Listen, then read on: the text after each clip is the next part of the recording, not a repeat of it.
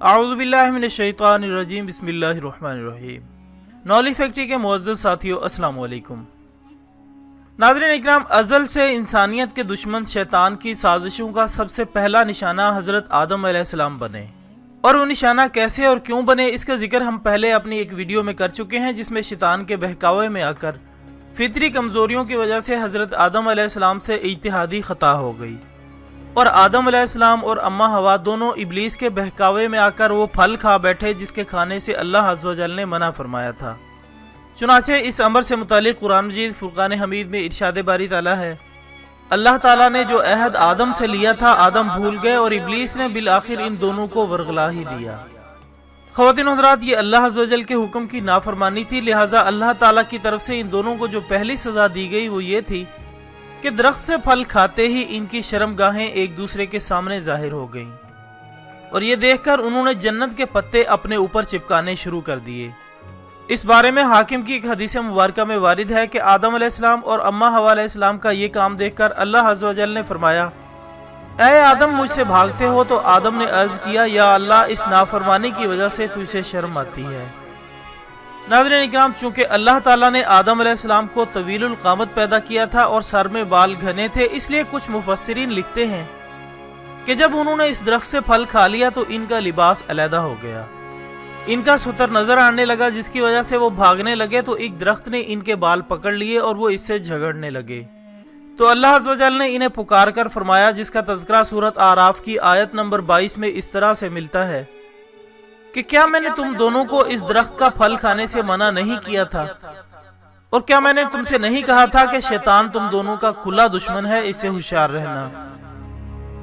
चुनांचे ख़वातीन हज़रात, बिलाशुबा ये इनकी पहली सजा थी जो अल्लाह अज़्ज़ व जल की तरफ से गैज़ व गज़ब की अलामत थी, जबकि कहा जाता है कि शैतान को मालूम था कि इस दरख्त की तासीर ही यही है, जो इसे खाता है वो ज़रूर बिलज़रूर बेलिबास हो जाता है। लिहाजा अगर वाक़तन शैतान को मालूम था तो दोस्तों, इस बात से शैतान के पहले और ख़तरनाक वार का मौजूदा हालात व वाक़या से मुआवजा किया जाए तो हम काफ़ी हद तक इसमें मुमासलत देख सकते हैं। यानी शैतान ने इंसान पर बेलिबासी का जो पहला वार किया था, इसका रवाज आज अपने उरूज को पहुंच चुका है। आजकल ऐसे ऐसे लिबास आ गए हैं जो जिस्म को प्रोटेक्ट करने के बजाय इनमें मजीद अट्रैक्शन का सबब बनते हैं। चुनांचे बेलिबास होने के बाद सूरत बकरा आयत नंबर 63 में आता है कि अल्लाह अज़्ज़ व जल ने फरमाया कि तुम यहाँ से उतरकर नीचे चले जाओ, अब तुम्हें कुछ अरसे के लिए ज़मीन पर रहना है और वहीं फ़ायदा उठाना है। नाज़रीन इकराम, इस आयत की तफसीर में मुफस्सिरीन का कहना है कि इसके बाद अल्लाह ताला ने जुमा ही के दिन हज़रत आदम अलैहिस्सलाम और अम्मा हवा अलैहिस्सलाम को ज़मीन पर उतरने का हुक्म दिया और वो इसी दिन ज़मीन पर उतार दिए गए। लेकिन ये सज़ा बतौर हिकमत इलाही थी, क्योंकि ज़मीन को बसाकर हज़रत मोहम्मद सल्लल्लाहु अलैहि वसल्लम की तशरीफ़ आवरी जो करनी थी। फिर इसके बाद अल्लाह ताला ने आदम और हवा अलैहिस्सलाम को जन्नत से उतरने का हुक्म दिया और फैसला फरमाया, तुम इंसान और शरीर जिन्नात ज़मीन पर रहोगे, तुम ज़मीन में एक दूसरे के दुश्मन होंगे और क़यामत तक एक दूसरे के खिलाफ रहोगे। इस दौरान जो मेरे भेजे हुए पैगम्बरों की इताअत करेगा वो कामयाब होगा, जो शैतान के रास्ते पर चलेगा वो जहन्नुम में जाएगा। तुम्हें एक मुकर्ररा वक्त तक दुनिया में रहना होगा, फ़ायदे उठाने होंगे, तुम यहीं ज़िंदगी बसर करोगे और यहीं मरोगे और यहीं से ही दोबारा उठाए जाओगे। लिहाजा हज़रत आदम अलैहिस्सलाम अम्मा हवा अलैहिस्सलाम के हमरा ज़मीन पर उतार दिए गए। कहा जाता है कि हज़रत आदम और हवा को अलग अलग मुकामात पर उतारा गया था। हज़रत आदम अलैहिस्सलाम को कोहे हिंद में और हज़रत हवा अलैहिस्सलाम को जरा में, और इसकी वजह भी यही बयान की जाती है कि बतौर सज़ा आप दोनों को एक दूसरे से अलग कर दिया गया था। इसके अलावा जब आप दोनों ने ज़मीन पर कदम रखा तो रिवायात में आता है कि हज़रत आदम अलैहिस्सलाम और हवा अलैहिस्सलाम ने जन्नत से ज़मीन पर आने के बाद 300 बरस तक निदामत की वजह से सर उठाकर आसमान की तरफ नहीं देखा और रोते ही रहे। इस कदर ज्यादा रोए और तौबा ताइब होते रहे, लेकिन इन्हें कोई मुनासिब अल्फाज समझ नहीं आते थे जिससे वो अपने परवरदिगार को राजी कर सकें। लिहाजा इसके मुतालिक कुरान मजीद फुरकान हमीद सूरत बकरा में बयान किया गया है कि पस सीख लिए आदम ने अपने रब से चंद कलमात, फिर मुतवज्जे हो गया अल्लाह इस पर, बेशक वही तो तौबा कबूल करने वाला मेहरबान है। ख़वातीन हज़रात, अब सवाल ये पैदा होता है कि वो कलमात क्या हो सकते हैं जो अल्लाह ताला ने हज़रत आदम अलैहिस्सलाम को सिखाए। चुनांचे कुरान मजीद फुरकान हमीद सूरत आराफ आयत नंबर 23 में इन कलमात के मुतालिक बयान होता है कि ऐ हमारे रब, हमने अपनी जानों पर जुल्म किया और अगर तू हमको ना बख्शे और हम पर रहम ना करे तो हम नुकसान पाने वालों में से हो जाएंगे।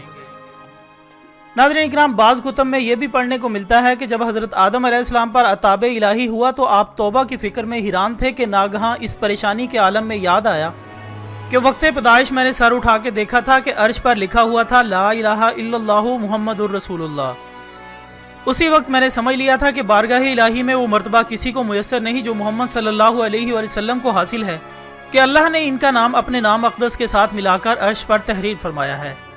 लिहाजा आपने अल्लाह ताला से दुआ में ये अर्ज़ किया कि ऐ अल्लाह, तेरा बंदा खास मोहम्मद सल्लल्लाहु अलैहि वसल्लम के जाहो मर्तबा के तुफैल में इनकी बुजुर्गी के सदके जो इन्हें तेरे दरबार में हासिल है, मैं तुझसे दुआ करता हूँ तो मेरे गुनाह को बख्श दे।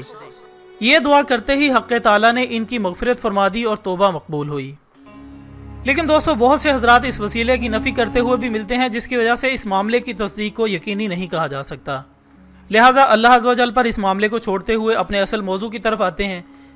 जब हज़रत आदम अलैहिस्सलाम ने अल्लाह के सिखाए हुए कलमात कहे तो अल्लाह ने इन्हें माफ़ कर दिया और वो अरफात के मैदान में एक दूसरे को तलाश करने में कामयाब हो गए और यहीं से दुनिया में इंसानियत के दौर का आगाज़ हुआ।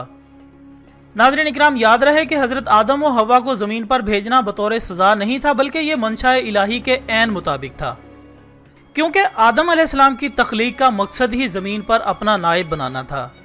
हज़रत आदम अलैहिस्सलाम को नबूवत के मनसब पर सरफराज फरमाया गया ताकि वो अपनी नस्ल की हिदायत के रास्ते पर रहनुमाई करें।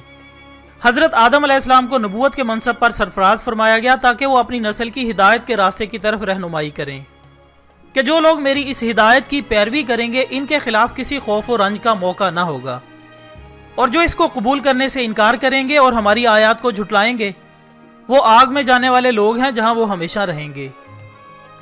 दोस्तों, ये अल्लाह ताला का अटल और हतमी फैसला है जो अशरफुल मखलूक़ात यानी हज़रत इंसान को बताया गया है कि वो हाकिम की हैसियत से नहीं बल्कि बंदा और नाइब की हैसियत से पैदा किया गया है।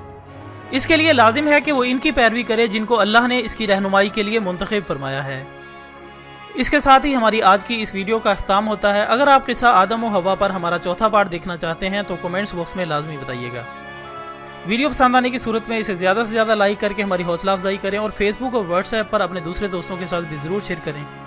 हमारी अगली वीडियो आने तक अपना, दोस्तों, रिश्तेदारों और गिरदनवाह के तमाम लोगों का बहुत ख्याल रखिएगा। अल्लाह हाफिज़।